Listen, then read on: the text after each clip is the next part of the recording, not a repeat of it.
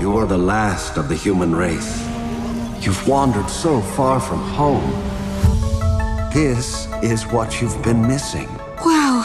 I'm Cadmus Pryde. You're home now. This is New Attica. It's a whole human city. It's what you always wanted.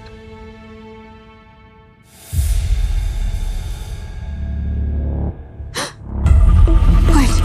Who are you? I can't believe you're here. I am an Eva, like you.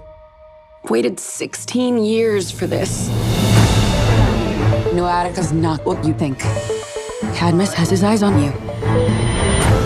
Eva, we are on the verge of starvation. But I've learned of a powerful energy source on the surface that will save us. With your abilities, you are going to lead me right to it. If you remove the source, all life on the surface will die.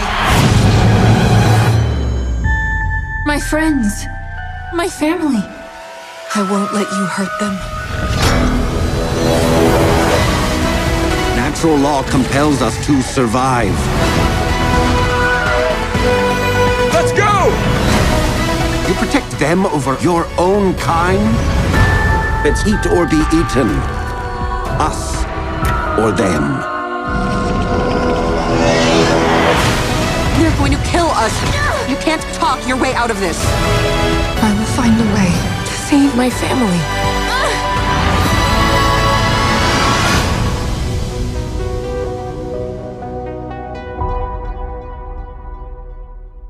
Hello, everyone. My name is Heather Hurt with the NRW, where nerds rule the world, and I am here with Jeanine Mason, who plays Eva 9 in WondLa with Apple TV Plus. How are you? I'm good, Heather. Thanks for having me. Absolutely. Thank you for spending some time with me today, especially in anticipation. The show season 2 premieres this week. How are you feeling? Oh God, I'm so excited. I'm pretty obsessed with the fans of this show, especially like the young fans, and um they've been so patient. And so I just like it feels really good. I hate not having an answer for them. So it feels so good to be like Friday. You can watch it Friday. All 7 episodes. All of them. All of them. And season 1. If you haven't watched it yet, you watch season 1. It's out right now. Do it. Um, have before the show, I believe you spoke with my producer in the first season. We forgot to ask a very important question. Were you a fan of this story before you stepped into Eva's shoes? I am a big fan of Tony D, and I was a huge fan of the Spiderwick Chronicles.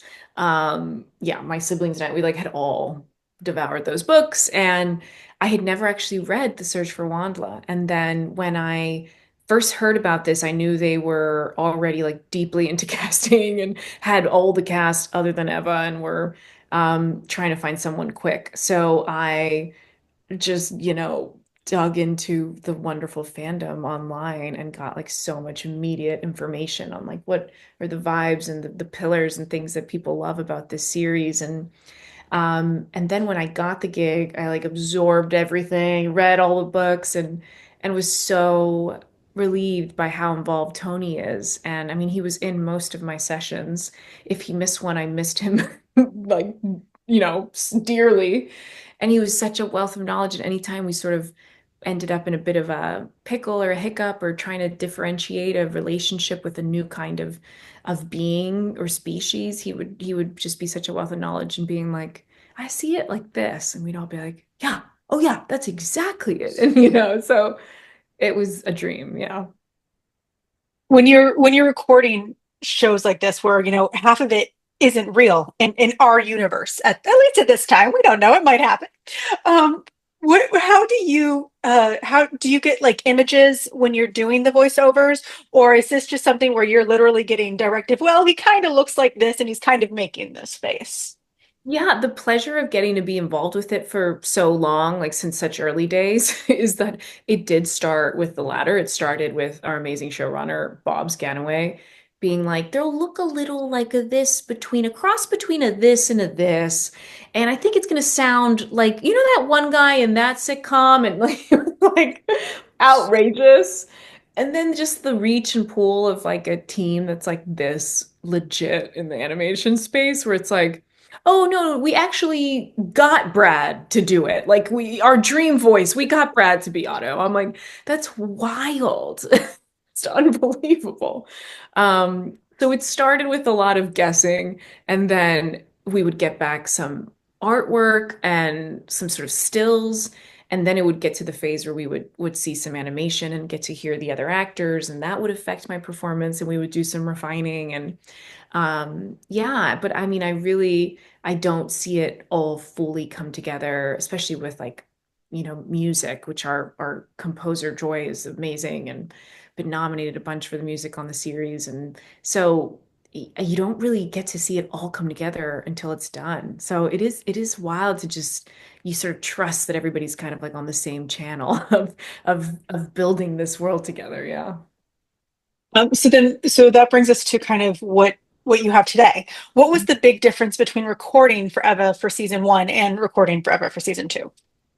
I felt like I grew a lot, you know. I've been doing animation for, gosh, a few years now, but this is my first time leading a series and getting this many hours in a booth and this many episodes underneath my belt, you know. So I noticed differences in watching. I was watching season two last night, and I noticed differences from season one to season two, even in just how much I buy, the physicality of moments. Like those are hard to capture in the booth on the moment when you're running and jumping over a log and you don't sound too fake. And um, so I notice a big difference in just sort of my ability to like connect with my full instrument, my body, and use it in the booth because you do hear the difference then in like vocal quality. And I loved just getting to age her a bit, and she's lost her mother in season one. Like she understands what it means to love and lose and how much is on the line. And it's such a show about found family, the threat of could she survive losing another member of that family is so real to her. So um getting to just dial up the knowing a little more of what it's like to grow up was so fun. Speaking of that, let's actually talk about Eva, the main character, right? Eva 9, who we get to see a lot more of it at an emotional level in season two. Um, what are you most excited for? Like, as you said, this is a very found family show, and in season two, we not only get to meet her WondLa, we actually get to see real family. So, what are you most excited for audiences to learn about Eva, whether they've read the books or not? Oh gosh. You know, I'm really excited for them to see her navigate having a sister. I I love sister dynamics. I'm like fascinated by them, and I feel like female relationships in general, but sisterhood is like a hard one. It's like we're not even scratching the surface on the honesty and the truth and the complexity of it in film and TV. And Eva 8 coming into the fold really means that Eva 9 has to question so much of her own beliefs because Eva 8 has had such a different life and a hard life, and she's much more jaded and rightfully so. And Eva 9 is an optimist. And so it's that sort of those two forces, colliding, meant that she gets to either be reaffirmed or reassess a lot of the things that she believes in. And I'm proud of the way she navigated that. And I'm proud of where she ends this season, given all that happens. So I'm excited for people to go on the journey with her. There you go. That is an absolute beautiful answer. All right, my final question, really, really quick. This is the audience is very young, but this show can be for anyone. What would you like the audience to walk away from? What one thought when they see this season? What is the one thought you like them to walk away with? Oh man. I think the joy and the optimism, like the hopefulness of even in the bleakest of environments or conditions or cities, there's your people to find, and there's so much connection to be had. And I love that Eva would connect with inanimate objects, like she's like, I will make that work. I think it's worth it to live your life that way and to lead through life that way. That is An absolute wonderful answer. Thank you so much, Jeanine, for your time today. WondLa Season 2 arrives on Apple TV Plus on April 25th. Once again, all 7 episodes, definitely check them out, and you can watch Season 1 right now. Thank you so much, and you have a wonderful day. Thank you so much, Heather. Such a pleasure.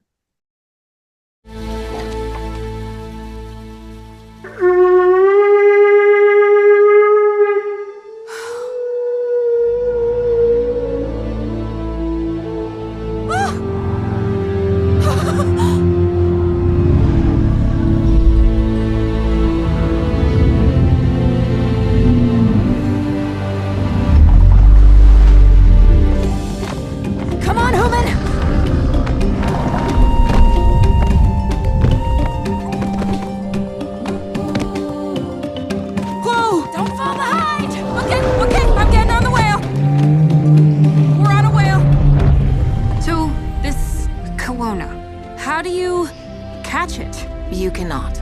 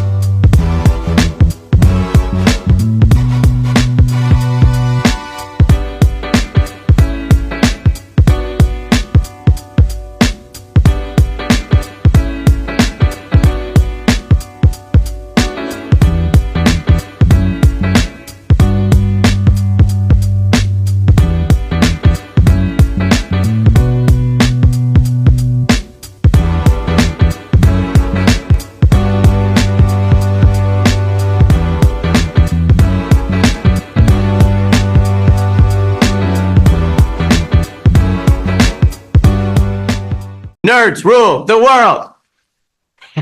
Pleasure chatting with you. Love to all my nerds who rule the world. Nerds rule the world. Yes, we do. Thanks. Nerds rule the world. Thank you. I love the nerds ruling the world, so more power to you. Patrick, what up, man? And yes, they do. Nerds rule the world, kid. Yes, You know sir. I'm one Thank of you. them. Awesome. Kuya P, nerds rule the world. Hello. Yes, they do. Yes. Oh, Nerds rule the world. I got. It's in the title of your show, like nerds rule the world. Like I want more black weirdos on screen, and I don't feel like we ever get to see that very much. Thank you so much. Nerds appreciate do rule the world. Yes. Thank you. Thank you, rule. nerds rule. Love it. Hello, Sarah. Hello, Julian. Yes, Rock on. I love it. Thank you so much. It's good to see you. I love Nerds Rule the World. But yeah, there's a heavy nerd component, man. Yeah. And at the end of the day, if you ask me, nerds rule the world. So Absolutely. And you're right. Nerds do rule the world. we're just the best. Yes. Thank you, ladies. Nerds so much. Yes. Thank you, guys. Bye. It's your boy Kuya P. Nerds rule the world. Thank you so much, guys. I appreciate you. They rule the world, all right. Yes. Take care, Tony. Thank you, guys.